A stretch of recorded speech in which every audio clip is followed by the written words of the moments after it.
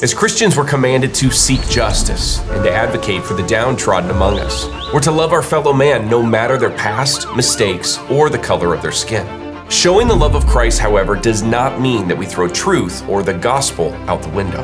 After George Floyd was killed by a police officer in the summer of 2020, the church was caught completely off guard. With the world watching, many pastors immediately endorsed the mission of Black Lives Matter without questioning their larger agenda, posting black squares on Instagram for hashtag Blackout Tuesday, and even incorporating BLM propaganda and talking points into their Sunday sermons. I want to preach from this subject matter, Black Lives Matter. It was only later that America saw the organization's real mission to dismantle the nuclear family and the Western way of life as they infiltrated schools and churches with Marxist propaganda. We are trained Marxists. On this episode, we'll discuss the impact of CRT on the church and what we can do about it. I'm your host, Lucas Miles, and this is Church and State. My name is Lucas Miles.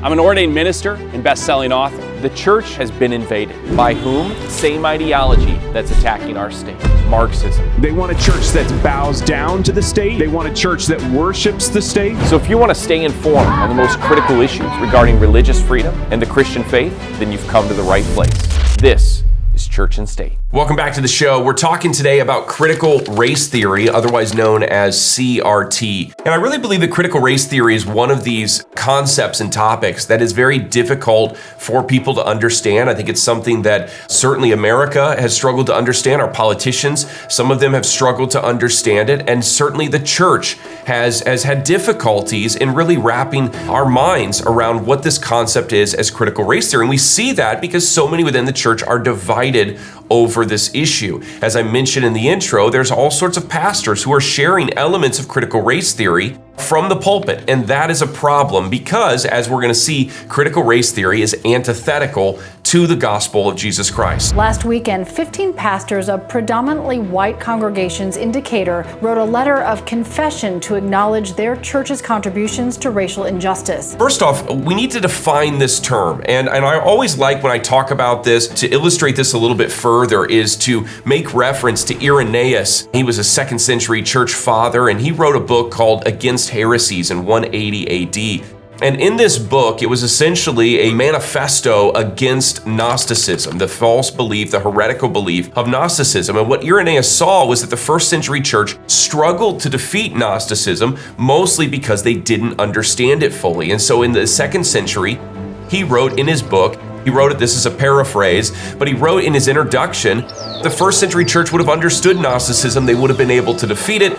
So therefore, I'm going to write a book detailing the heretical aspects of Gnosticism so that the 2nd century church is able to defeat it. And that's essentially the problem with critical race theory today, is because we're struggling to understand it. We've been unable to really, put a nail in the coffin on this heretical and ultimately divisive belief. Systemic racism is not only embedded in our city, our state, and our nation, it is also embedded in our churches and in us, your clergy.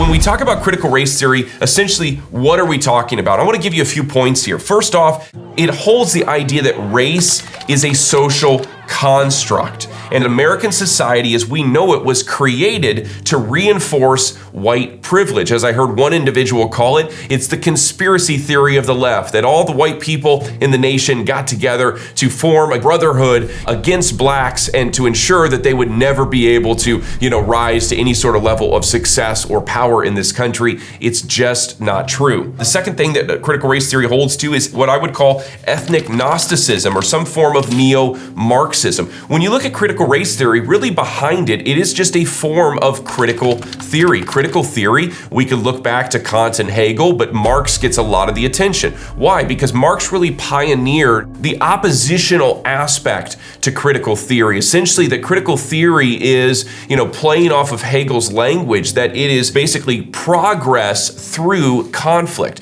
And for Marx, that conflict took the form of the bourgeoisie versus the proletariat. Now, we could trace critical theory, in multiple different strains. We could look at liberation theology, which started in the 50s with Gutierrez, a Catholic priest, who grabbed this aspect of Marxism and combined it with Catholicism, and he abandoned the idea of the bourgeoisie versus the proletariat, but he adopted this or shifted it in order to be the rich versus the poor, and he taught that the poor had a special grace upon them or favor upon them that the rich did not have. The poor are loved preferentially by God, not because they are good, but because they are poor. Eventually, critical theory made its way to America, and one of the forms that it manifested was in Black liberation theology. The founder of this was an individual named James Cone, who was an African American who had himself experienced tremendous racism during his upbringing in the 50s and 60s. And as he rose in prominence as an African American pastor in this nation and theologian, he pioneered this ideology called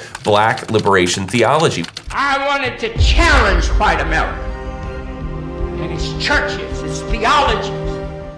I wanted to challenge them to listen to the cries of black blood. White theology has blood on his hands. We still see elements of this today. If you remember the story of there was a professor who stood up and she had shared a prayer and she said, "Lord, help me to hate white people." And everybody, the press was horrified by this, and this got a lot of national attention. When you look at this, she was actually a liberation theologian. I'm sick and tired of Christian racial reconciliation, with all of its emphasis on embrace and celebration and gentleness and niceness. After being on an intentional journey of racial reconciliation for over a decade now, I've come to a really troubling conclusion. Most of what passes for racial reconciliation in the U.S. church is cheap grace. It is an exercise in making white Christians comfortable with the overwhelming guilt they experience when they confront the realities of racism. Really, what she was saying was a devout tenet of Black liberation theology. According to Black liberation theology, there's only two sins that an oppressed person can commit. The first sin is to fail to realize that they're oppressed, which is why the left hates individuals who are African American who don't see themselves as oppressed. Candace Owens and Larry Elder come to mind. Victimhood has become almost a mental plague upon Black America in particular, because that word racism is being so overused that society is becoming desensitized to it, and we actually can't even recognize it when it actually exists. We think everything is racist.